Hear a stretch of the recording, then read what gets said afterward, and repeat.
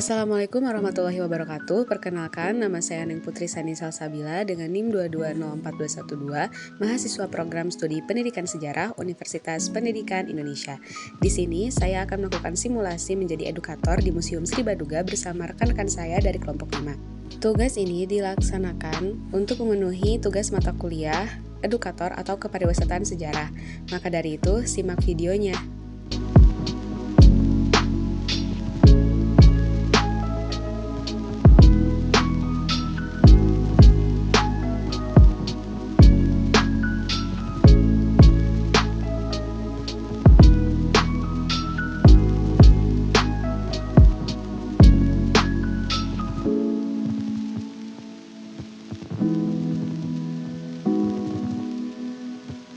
Oke, bismillahirrahmanirrahim. Assalamualaikum warahmatullahi wabarakatuh. Selamat siang, teman-teman. Nah, selanjutnya di sini ada koleksi dari mata pencaharian yang dimiliki oleh masyarakat khususnya di Jawa Barat. Nah, seperti yang kita tahu, mata pencaharian itu sangat penting dimiliki oleh setiap individunya, begitu karena mata pencaharian ini berguna untuk bagaimana manusia itu bisa survive dalam kehidupannya, bagaimana manusia itu bisa memenuhi kebutuhan primer yaitu sandang, pangan, dan papan. Nah, yang ada di Museum Sri Baduga ini merupakan alat-alat atau koleksi-koleksi yang biasa digunakan oleh masyarakat Indonesia pada saat itu dalam bertani dan berladang. Nah, mengapa yang ada di Museum Sri Baduga ini menunjukkan alat-alat atau koleksi-koleksi yang biasa digunakan oleh petani ataupun yang berladang? Nah, karena seperti yang kita tahu, Indonesia itu kan merupakan negara agraris dan mata pencaharian yang muncul yang seperti ini tuh yang muncul ketika manusia itu sudah mulai hidup menetap. Jadi mereka memiliki mata pencaharian bertani dan berladang. Nah, mungkin kita lanjut saja ke koleksi-koleksi yang ada di sini. Yang pertama di sini ada etem. Etem ini mempunyai nama lain yaitu disebut juga sebagai ani-ani. Etem ini merupakan pisau kecil yang digunakan untuk memotong padi. Nah, memang penggunaan etem ini terdapat kesulitan juga ya, karena etem ini harus satu persatu gitu digunakan untuk memotong padinya. Namun etem sendiri mempunyai nilai lebihnya juga, yaitu batang dan juga padinya itu bisa terpotong secara sempurna gitu, secara baik, sehingga padinya juga tidak ikut terpotong. Nah, terdapat juga sebuah kepercayaan gitu ya di masyarakat pada zaman dulu, yaitu jika ingin memotong padi itu tidak boleh menggunakan pisau-pisau besar karena itu sama saja tidak menghormati Dewi Sri. Nah, mungkin teman-teman sudah tahu juga ya, Dewi Sri itu merupakan Dewi Padi.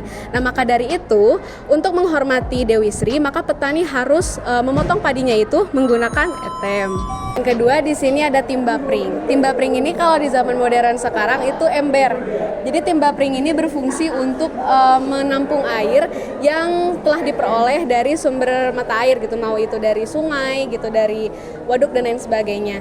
Timba pring ini terbuat dari kulit bambu muda yang kemudian dibentuk sedemikian rupa untuk bisa menampung air, dan kemudian gagangnya itu dari serat-serat tumbuhan gitu.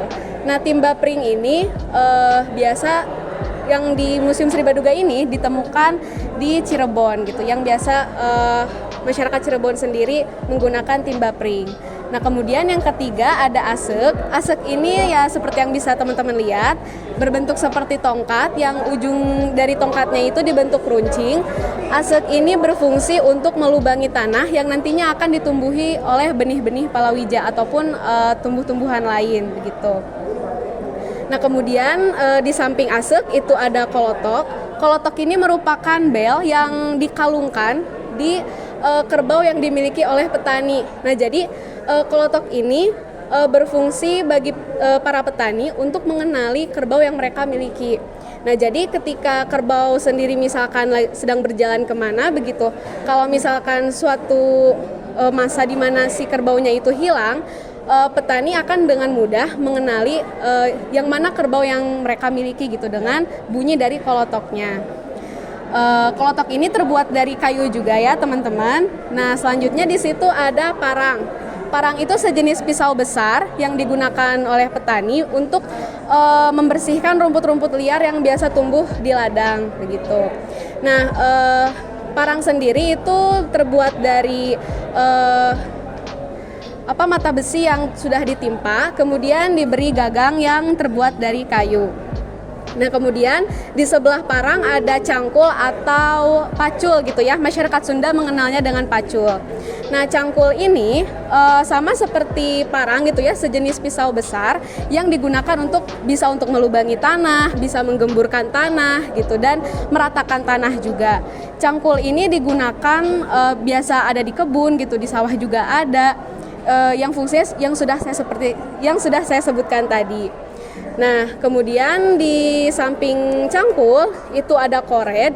Kored sendiri itu mungkin familiar di masyarakat Sunda ya. Sama seperti cangkul, bisa dilihat juga teman-teman bentuk dari mata pisaunya itu sama seperti cangkul. Fungsinya juga sama seperti cangkul, yaitu bisa untuk meratakan tanah, menggemburkan gitu, melubangi tanah. Dan kored ini juga dijadikan sebagai simbol perawatan ibu bumi karena kored ini digunakan oleh petani-petani perempuan begitu. Dan terakhir di situ ada congkarang. Congkarang juga sama, sejenis pisau besar. Fungsinya juga sama seperti kored, namun ada tambahannya yaitu untuk memotong ranting-ranting kayu ataupun ya gitu dari kayu-kayu yang bisa digunakan untuk menjadi bahan bakar. Nah, mungkin sampai sejauh ini dari teman-teman ada yang ingin ditanyakan? Kak, mau nanya, kalau yang ember itu, Ya. itu biasanya apa dari mata air yang dekat atau jauh? Sebenarnya kalau untuk timba pring ya Kak.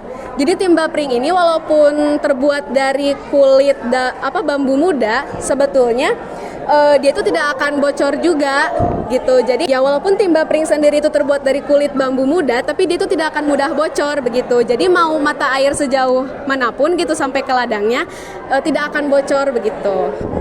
Jadi masih berguna lah gitu dari sejauh manapun. Ada lagi yang ingin ditanyakan? Boleh Teh. Ya.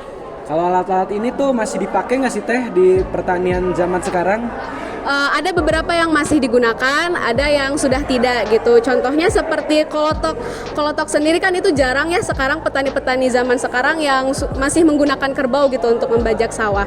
Paling yang masih digunakan itu seperti parang, kemudian cangkul, kored, dan congkarang itu masih digunakan gitu sampai saat ini. Ada lagi yang ingin ditanyakan? Boleh. Apakah dari semua benda ini gitu pengrajinnya masih ada atau tidak? Kemungkinan masih ada ya, karena mengingat tidak semua alat-alat tradisional yang ada di sini itu berhenti begitu saja gitu. Masih ada pengrajin-pengrajin yang masih membuat gitu. Tergantung apakah petaninya sendiri menggunakan alat yang sudah full modern atau yang masih sebagian tradisional begitu. Ada lagi? Nah, terima kasih ya bagi teman-teman yang sudah menyimak. Mungkin sekarang kita lanjut ke koleksi yang selanjutnya.